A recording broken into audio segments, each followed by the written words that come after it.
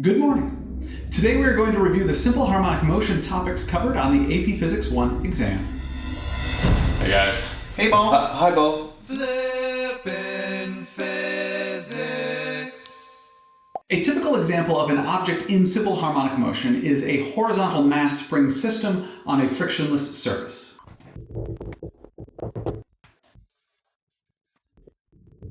This is a mass attached to a spring. Currently it is in the equilibrium or rest position, and if I take that mass and pull it to the right, we can call this position number 1, and notice the force of the spring is to the left. And if we let go of the mass, it will slide to the left and go through the equilibrium position.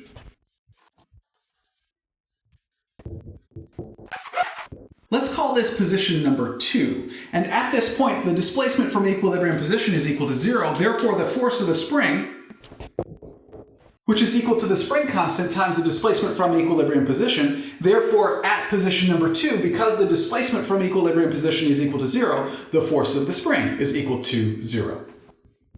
Notice this is different than our first drawing where the velocity of the block was equal to 0. Here, the velocity of the block is actually to the left and the block will continue to move to the left.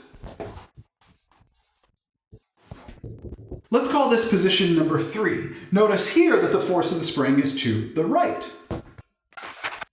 Notice that the force of the spring is always pointed toward the equilibrium position and increases proportionally with the displacement from equilibrium position. This force of the spring is called a restoring force.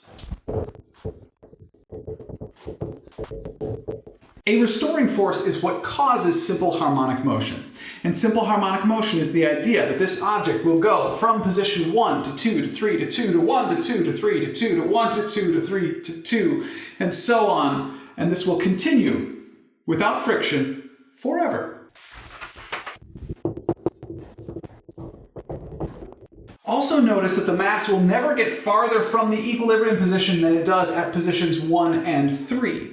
Therefore, we call this maximum displacement from equilibrium position the amplitude. According to Newton's second law, if the force of the spring is equal to 0 at position number 2, then the net force is equal to 0, then the acceleration at position number 2 is equal to 0. We can also look at the accelerations at position 1 and 3. Because the displacement from equilibrium position is at its maximum value, the force of the spring is going to be at its maximum value. Therefore, the magnitude of the maximum force will be a maximum. Therefore, the magnitude of the accelerations at positions 1 and 3 will be a maximum. And the block changes directions at positions 1 and 3. Therefore, the velocity there will be 0. Which means the block will have a maximum magnitude velocity at position 2. We can also look at simple harmonic motion in terms of circular motion. An object moving in a circle can look like this. We can solve for the x position of the object moving in a circle using the cosine of theta.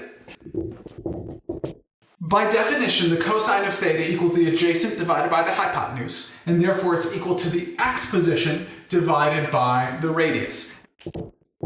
And we get that the x position is equal to the radius times the cosine of the angle. And we can use the equation for period in terms of frequency and angular velocity that's on your equation sheet. Multiply this equation by angular velocity and frequency, and we get the angular velocity equals 2 pi times the frequency. Now, this omega is actually called the angular frequency, but you can see it comes from the angular velocity. In fact, we can use the equation for angular velocity. Angular velocity equals angular displacement over change in time, or angular position final minus angular position initial, all divided by time final minus time initial. And if we set our initial conditions equal to 0, we get angular velocity equals angular position divided by time, or multiplying by time, that angular position equals the angular velocity, or angular frequency, times time. And combining all these equations gives us The x position of the particle equals the radius times the cosine of the quantity 2 pi times frequency times time.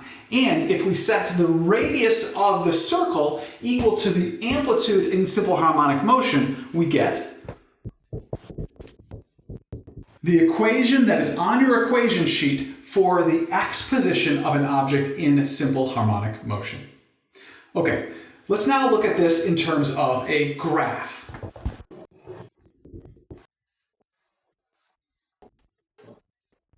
You can see the position graph follows exactly what we talked about before. The mass spring system oscillates back and forth between positions 1, 2, 3, 2, 1, 2, 3, and so on. Yes, Billy? The horizontal axis isn't labeled. What is on the horizontal axis?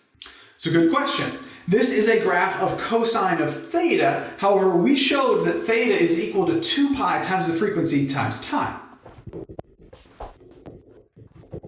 And it is important to realize that we defined theta in terms of radians. Therefore, we need to use radians in our equation for position. And therefore, these are not 90, 180, 270, and 360 degrees. These are pi over 2, pi, 3 pi over 2, and 2 pi radians. Please be careful of that. Just to be absolutely clear, the mass starts out at position number 1, moves to position number 2, then 3, then 2, and then back to position number 1. At positions 1 and 3, the displacement from equilibrium position of the mass has its maximum magnitude, which is the amplitude. Therefore, the force caused by the spring has its maximum magnitude, and therefore the acceleration has its maximum magnitude. Also at positions 1 and 3, the mass changes directions, so its velocity is 0. At position number 2, the displacement from the equilibrium position is 0, therefore the force of the spring is 0, and therefore the acceleration of the mass is 0.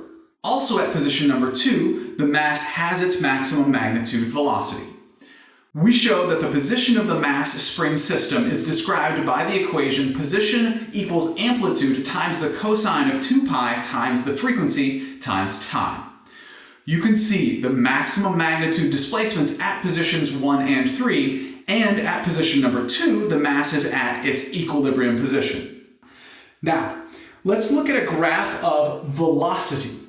Notice how this matches what we determined before. The velocity is 0 at the two most extreme positions, positions 1 and 3, and it has its maximum magnitude at the equilibrium position, or position number 2. Oh, right. And you can see if the mass is moving to the left or to the right based on whether the velocity is positive or negative. Bo, that's correct. Now let's look at the graph of the acceleration of the mass. Again, it matches what we said before. The maximum magnitude acceleration is at the most extreme positions, positions 1 and 3, and the acceleration is 0 at the equilibrium position, position number 2. It is very important to notice that the acceleration during simple harmonic motion is not uniformly accelerated motion. So you cannot use the uniformly accelerated motion equations. It is also good to look at the mechanical energies as well. Here is the kinetic energy of the mass. Bobby, what do you notice about the kinetic energy of the mass? The kinetic energy is never negative because the velocity is squared. And kinetic energy is 0 where the velocity is 0 at the two endpoints, 1 and 3, and a maximum where the velocity is a maximum at the equilibrium position, or position 2. Very nice, Bobby. This is the elastic potential energy of the mass. Billy, what do you see? Just like kinetic energy, the elastic potential energy is never negative because the displacement from equilibrium position is squared. At the equilibrium position, there is no elastic potential energy because the displacement from equilibrium position is 0. And when the mass is at the amplitude positions 1 and 3, the elastic potential energy is at its maximum. Absolutely, Billy. Now, notice what happens when we add kinetic energy to the graph in red. And then we add the kinetic energy and the elastic potential energies together to get the total mechanical energy, which is now on the graph in green.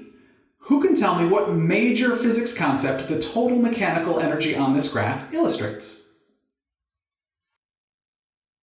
Oh, I get it. The total mechanical energy is constant. So mechanical energy is conserved. Yes, there is no friction and there is no force applied adding energy to the system via work, so this is conservation of mechanical energy.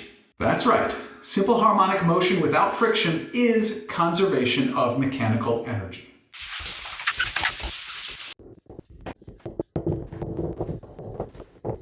Bobby, what is the period of a mass spring system? The period of a mass spring system equals 2 pi times the square root of the mass of the object divided by the spring constant. And Billy, what is the equation for the period of a pendulum in simple harmonic motion? The period of a pendulum equals 2 pi times the square root of the length of the pendulum divided by the acceleration due to gravity.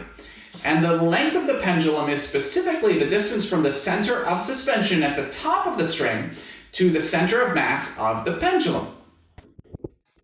And Bobby, what is the definition of the period? The period is the time it takes for an object to go through one full cycle. Then Bo, let's say we have a pendulum and a mass spring system and we take them both to the moon. What happens to their periods? The period of the mass spring system will not change because the acceleration due to gravity is not in the equation. However, the period of a pendulum will increase because the period of a pendulum is inversely related to the square root of the acceleration due to gravity, which is less on the moon.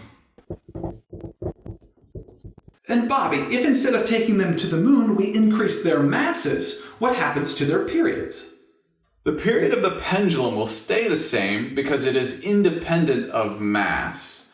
And the period of the mass spring system will increase because it is directly proportional to the square root of the mass spring system. And notice that amplitude is not in either one of these two equations. Therefore, the period of a pendulum and a mass spring system are independent of their amplitudes. We have reached the end of my review of Simple Harmonic Motion for AP Physics 1. My next review lesson is about waves. You are more than welcome to enjoy that video. You can also go to my website, flippingphysics.com, where you will find all of my review lessons for AP Physics 1 organized with lecture notes. Thank you very much for learning with me today. I enjoyed learning with you.